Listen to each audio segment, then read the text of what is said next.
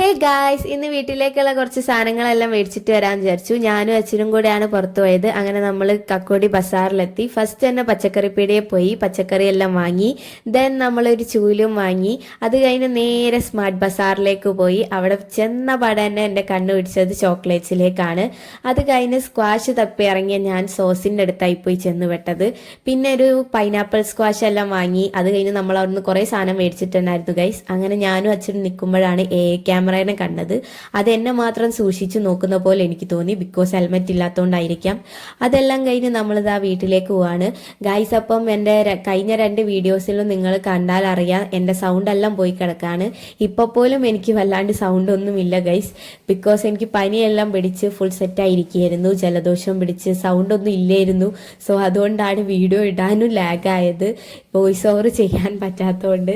So അങ്ങനെ നമ്മളിതാ വീട്ടിലെത്തി.